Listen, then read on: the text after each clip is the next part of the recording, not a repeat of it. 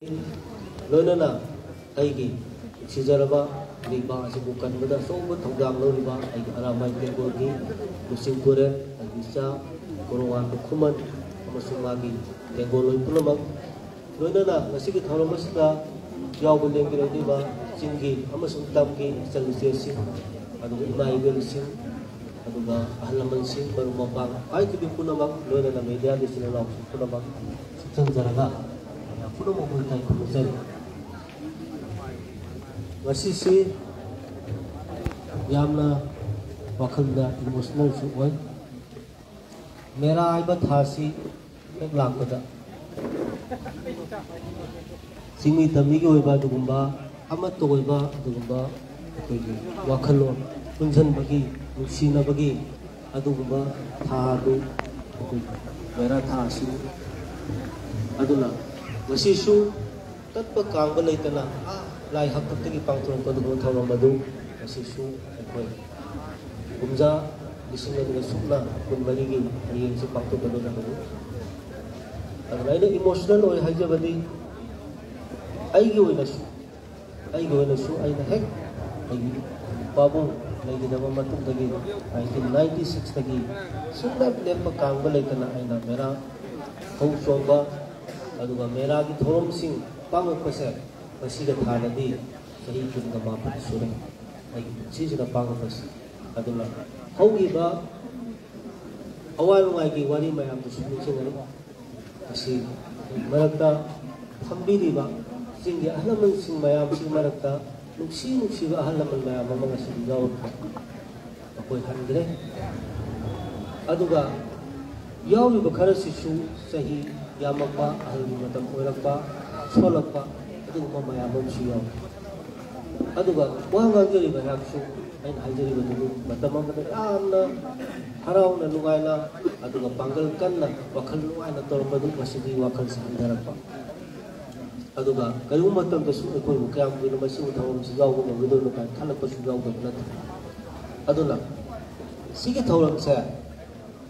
Ay buhay jawa rin gadi, yamna nuksiba.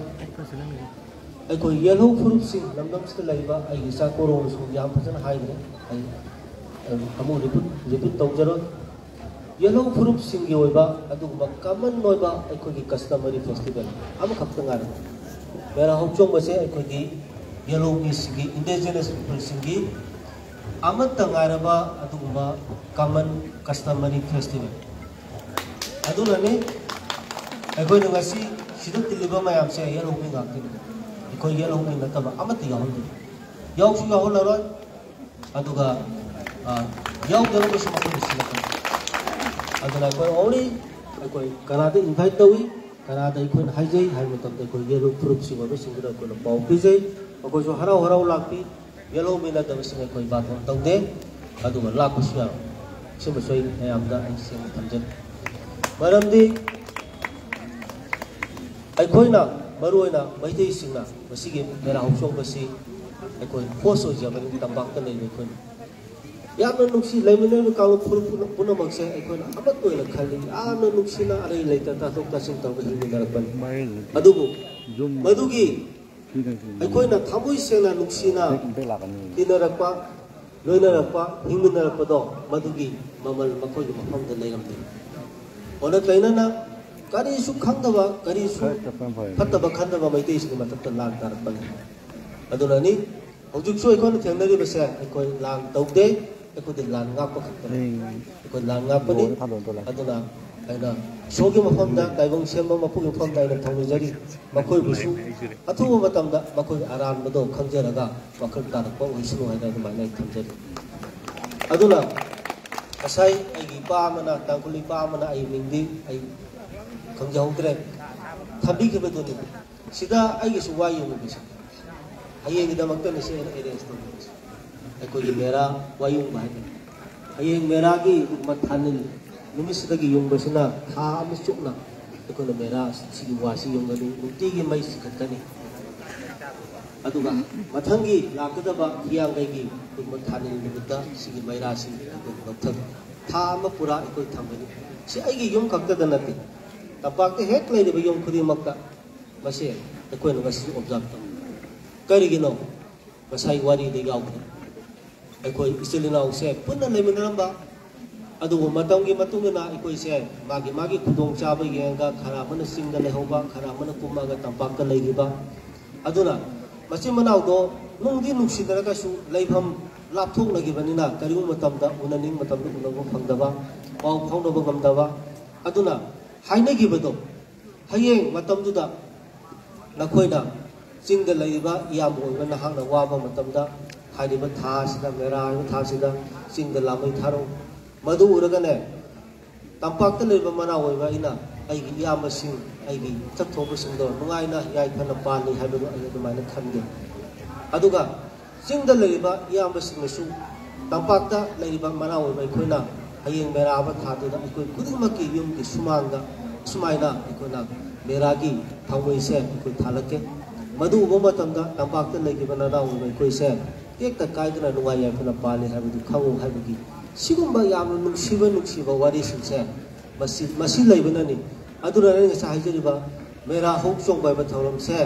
ekoi political ka mari suklai leina da ba ekoi ki customary oiba adu kanagi lamdam se leiba yelho phur khudik maki adu gumba amatta kai ba customary festival ne na hajiri site sigumba kumai ai malem da le wada wisthaji taunari ba kumai singse magi tribe tu ki se maite gi haro maite gi ningol chakoba kabui gi gangai adagi akoi Christian chapai sing lau sing Christmas taunei ko loina taunei adubu maya amgo suman mana da festival ama ka hayo har gadi sigi mera hauchong bising loina mak yelong mai puna mak loina yaw akoi puna mana loina yaw ga akoi na ngamjaba akoi na haijaba akoi na khangjaba me amdo puthoga madu harau tayam na koi me amdu unaraga chamin thamna da adai ba puthoga yena da saba aduguma simbu kumhai aduna mase matam leba kibikta hayeng ekoi mayam sakra ko samase lehobu oisul tungi saron sulon he na mase may la na bodo to silamsi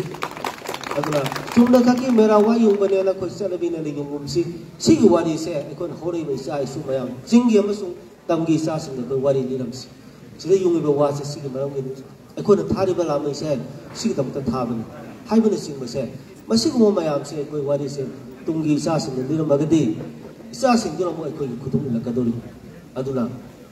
yamna nungai sumaina waraba leibaki sahi maga thatari ni pansi tampak desu adu sing desu ani makta wai karana wahali ay nga sahi jakre yelong mi na tabsing wahan ban adula hojik se ay koy kari do dai yelong mi puno mag hogat patay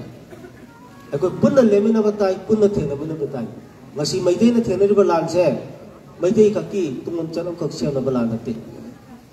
aikona thengri bela se aikona mang thai bai wani adu go yelomi puno maki tungi future ma thamamna ba thengri bela ni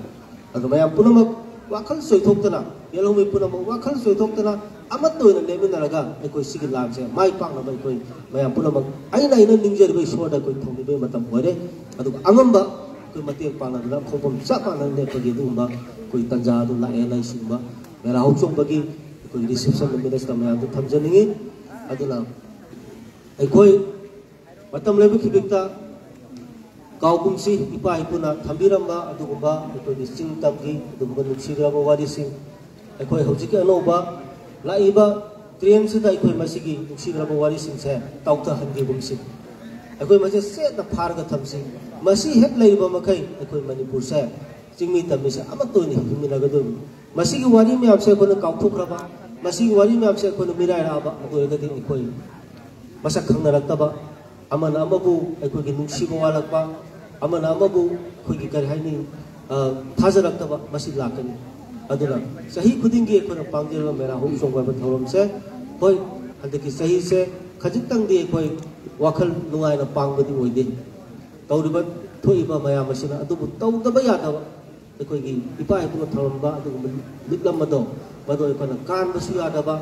tauninge hadra sueta pangtok to boya da ba tauning de na to ko suya da ba aduna andaki thorom se khatik tang di ko na kari haini harau kumai yo ba aduga nungai ba adu yari ba mkhai lauthoga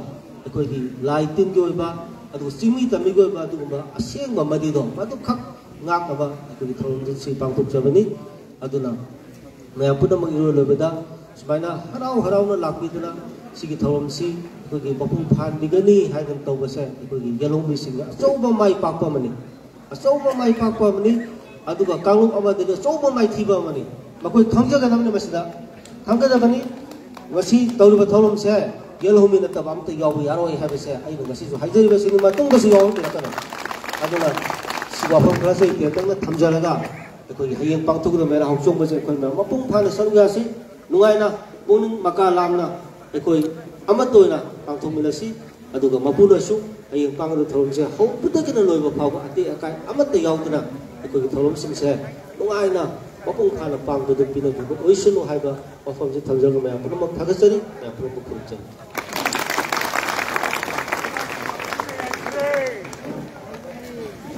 ining thogu kok nona kurumjari ngasi ining thong na takpi diba